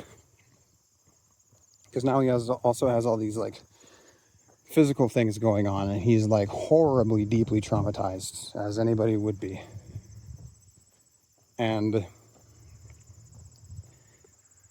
you know, I can't help thinking, especially with just the way that I think, like, wow, this just kind of seems like a hopeless situation. The reality acknowledged by the story and present in the reader is that this is shit that he's going to be dealing with for the rest of his life. There's a point made to show how arduous it is. It is long, It is never ending. He's always switching medications because this one has these side effects and now his new one has these other side effects that he's now trying to deal with. And, you know, he can try to find ways to cope with the trauma all he wants, but when he goes to sleep, it's kind of like fair game. The nightmares will come regardless. And you just have the understanding that that's just how it is now. And especially for a person like me, that's a really fucking shitty thing to be presented with. Because a guy like me does not, well, contradictions again. Oh boy. I very much struggle with the fact that things are temporary. I hate the idea that I'm going to die one day. All my friends and family are going to die one day. If my friendships with them don't just end first. I struggle with the idea that this civilization all around me, this society that we built, is just going to be gone one day, and there's going to be no remnant of us to speak of or observe. Everything is temporary, and I think that's horrifying. But also the idea of things being permanent, very, very horrifying as well. The idea of having this like lasting trauma, like the rest of your life lasting trauma off of like one event, that's horrifying. Thinking about how I'm going to be dealing with depression for the rest of my life, don't like that. Maybe it won't be the case, but I have this fear that I'm going to feel this bitterly jealous, this spiteful envy for the rest of my life. And I hate that thought. And so seeing Cameron just dealing with these things for years and years on end, the full knowledge that this is just how it's going to be for the rest of his life, I felt that.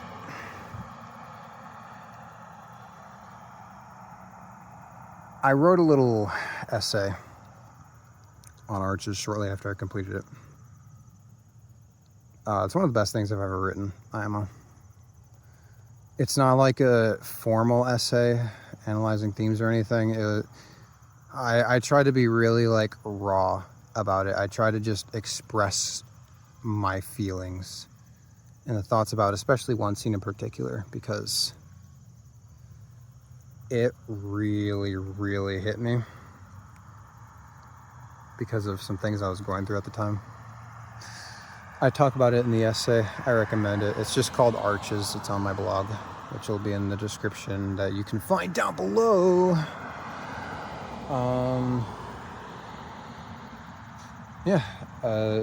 What I say there is not hamming it up. Well, okay, I mean, I ham it up a little bit with descriptive language and stuff because I'm trying to be like a good writer. But no, that scene actually like had me sobbing. And part of it was because I was just an emotional fucking wreck when I read that game. Hey, there's another example of subtle little forms of self-harm. I was doing really poorly. I was in a bad emotional state. And I decided, okay, I'm gonna read this story that I know is very emotionally taxing and like depressing. Very intentional choice. I knew what I was doing. And I'm pretty sure I even say that in the essay. Just a very real scene of like a conflict between two people who love each other, but like especially one of them is like just exhausted and he hates himself and he hates what he's going through and he's just lashing out. And he's lashing out full well knowing what he's doing, but he does it anyway because it's just what's kind of coming naturally to him. And maybe he just doesn't have the energy to stop it. Or maybe that's just an excuse that he tells himself to allow himself to indulge in this without thinking too much about the consequences, which is a luxury he does not often afford himself. I'm not talking about Cameron at this point.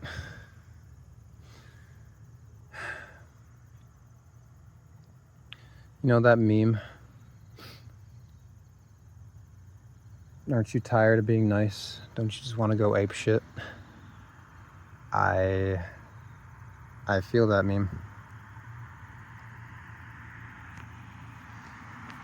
Kind of makes me sound like a shitty person, but I don't know. Like,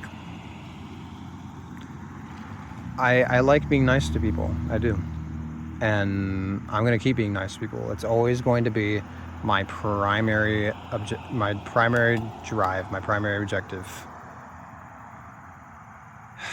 But when I'm like irritated and someone's irritating me, there are times when I don't want to be rational or level with them or anything like that. And I just want to be a dick. And I just want to just once just lash out at them.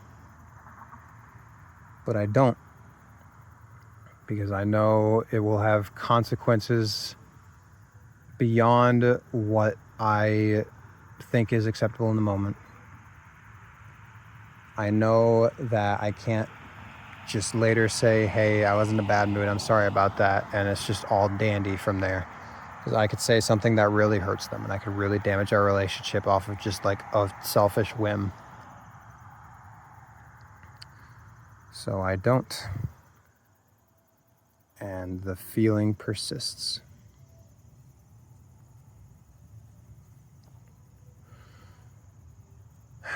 So that's what Dev and Cameron are dealing with at the end of Arches. They undoubtedly have a very difficult life. Probably because of just past issues. Probably just because of the, harsh realities of the world.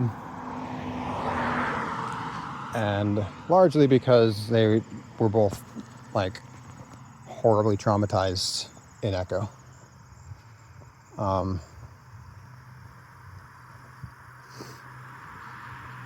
Then there's the final scene of the game,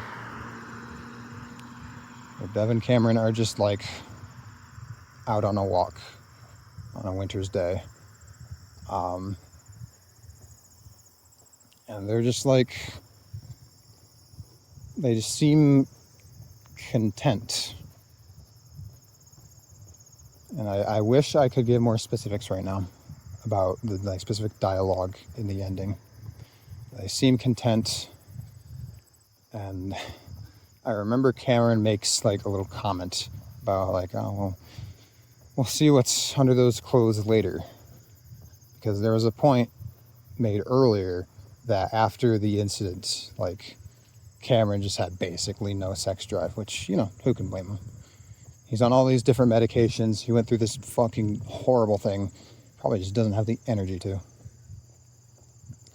And so, in a weird but kind of real way, little dude in the grass, I see you, little dude. All right, there's our dude update for the night. It's a sign of healing. Kind of a weird one that you wouldn't expect, but it is. And it's, again, very real. That's a thing that happens to people. Believe it or not. And yeah, they just sit together and they just talk. And the overwhelming vibe that you get is that they are happy in that moment. And again, suggesting that they're going to be intimate later. They still love each other. They're still with each other despite it all. They're looking forward to things, even if it's just little things like having sex later that night, And the last line of the game is a callback to something Devin said, where he said something besides, we got to live 100 110 more years, I think it was, right? The last line of the game is something like, you know, for 110 more years. I wish I remember the specifics because it's a really, really, really beautiful ending. I love the fucking ending to that game so much. You know why I love the ending to that game so much? It's because that ending is the reason why Arches is like 4 hours straight of just misery. I remember when my friend was talking about Arches, he called it torture porn. To some extent, I get that because, again, for like 3-4 hours of reading just straight, the things are bad. You know, there's some fucked up stuff throughout the game, but as soon as like Cameron ends up in Brian's trailer and that drink he has gets spiked and he starts feeling the effects of the drugs, from that point onward, it's just a bad fucking time with like no breaks, no levity, just horrible things happening to these characters nonstop. It's emotionally exhausting. And it can feel like gratuitous at points. Like, are we just, you know, doing this to, are we just doing this for torture porn? Are we just doing this to like get people to say, ooh, this game's dark? And they're like, you know.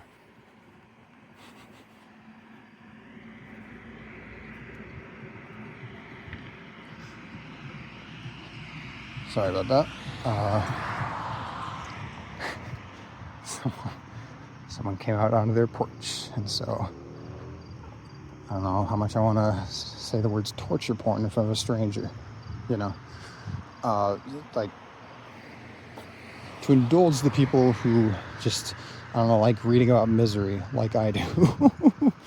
But okay, listen, there's another person up ahead. God damn it. I'll get back to you, all right?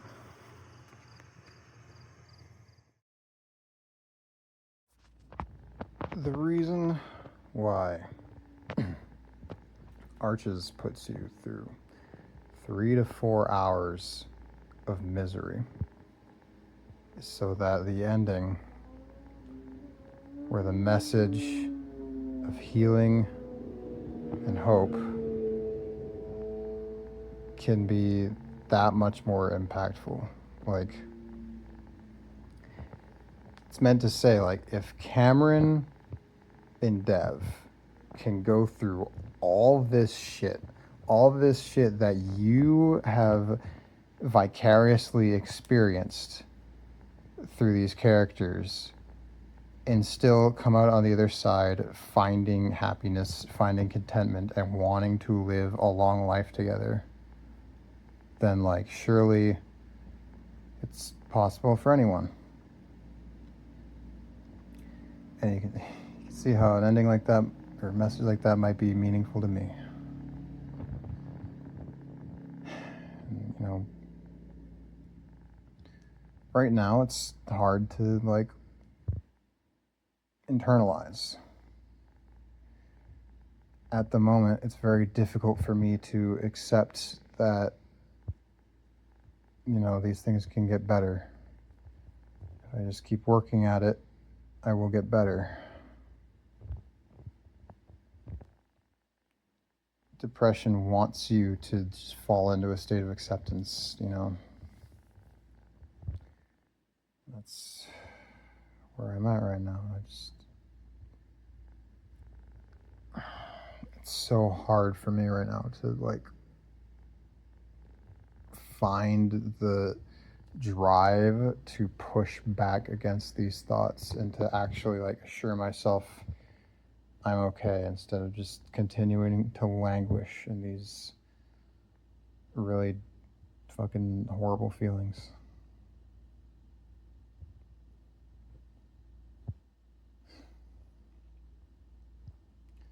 I got more to say at one point, but I don't know. That's kind of the end of my train of thought there.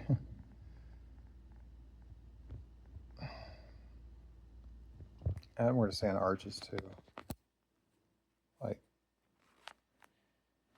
For example, Echo's big theme is stagnation and moving in circles.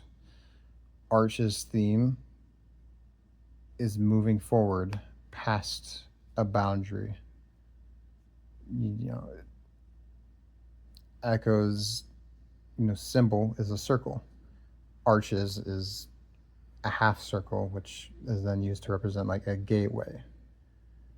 Going through something to enter the other side, experiencing a change.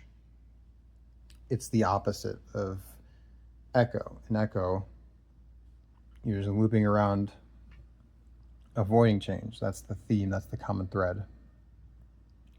In Arches, the common thread is going through something sudden and drastic, breaking cycles, breaking status quo, and ending up somewhere else. And sometimes it's good and sometimes it's bad. The common theme is that you got to find a way to make the most of it, no matter where you end up, on the other side.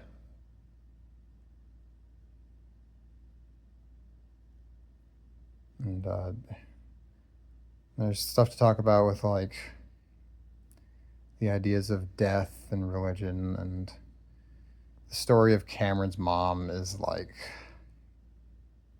great.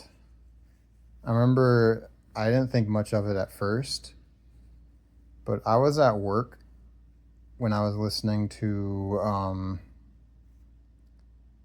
Maureen Keith's playthrough of Arches, and he got to that scene of Cameron in the cave thinking about his mom, and that shit had me almost tearing up.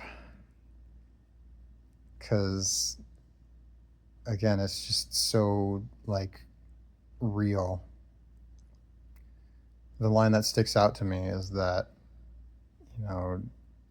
she wasn't a good mom, but she was a good person. And there's just a tragedy to it. Like, she was a good person, and she probably could have been a good mom, but, like, there's all these, like, really terrible circumstances. Like, she was really poor. She had this mental illness. Cameron's father left the both of them. So she had to, like, raise him on her own, which, certainly couldn't have been easy given the things that Cameron went through. Then again, part of the reason that Cameron went through these things, I'm sure, is because of her own issues. Like, the fact that she had drugs around the trailer is how he got into them in the first place. And her neglect due to, this mental illness and these fixations that she had is, what allowed him to get away with all this stuff and basically caused him to degrade mentally. And of course, her untimely death did not help him, I'm sure.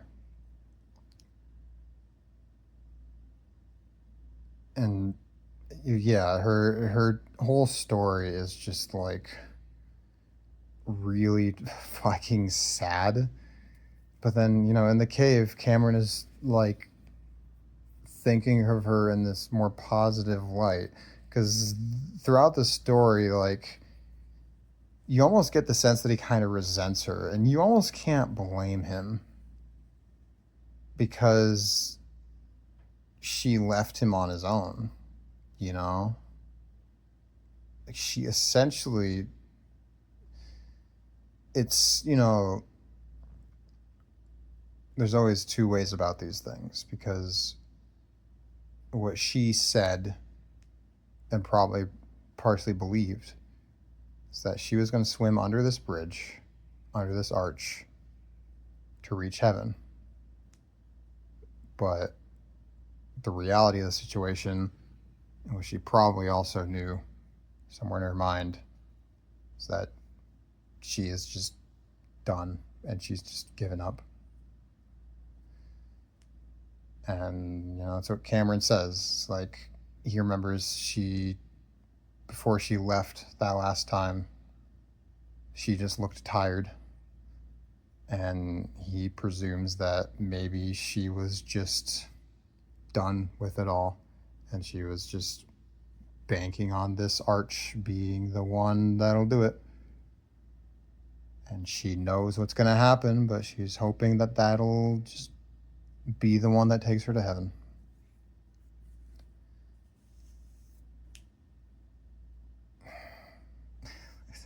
It's depressing.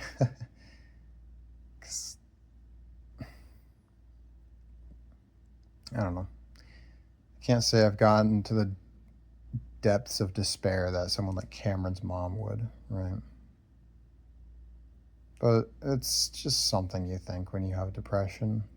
You think plenty of times, just like, all right, I'm done. I give up. I've been kind of close to that lately.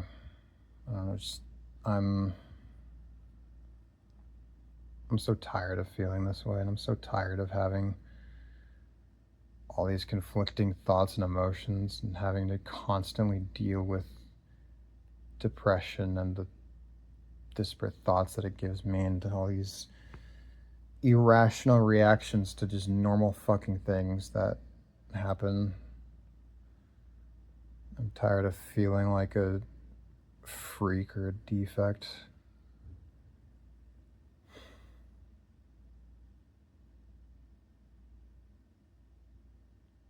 It's not easy for anybody, right? It may look easy for other people, and I like to be other people, and I'd like to have things easier like they seemingly do, but,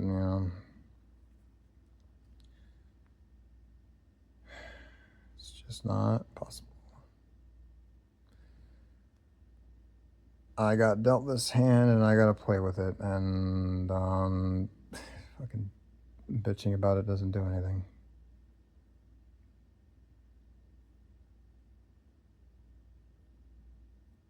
But I just keep doing it. Because change is hard, It's possible, but it's hard.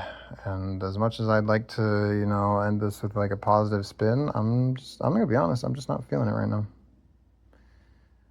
I realize that's weakness on my part.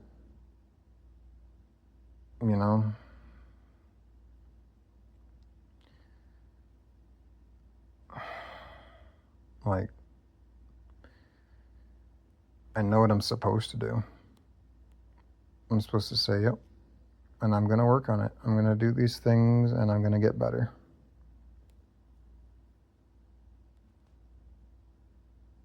I just don't feel that way right now.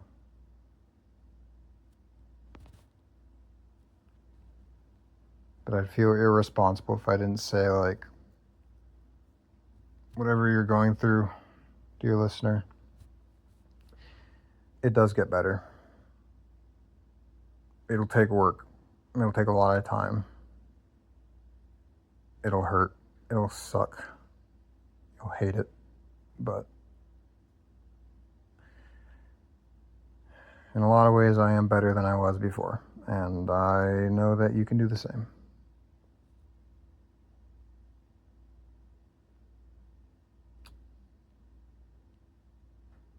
Yeah, that's kind of it.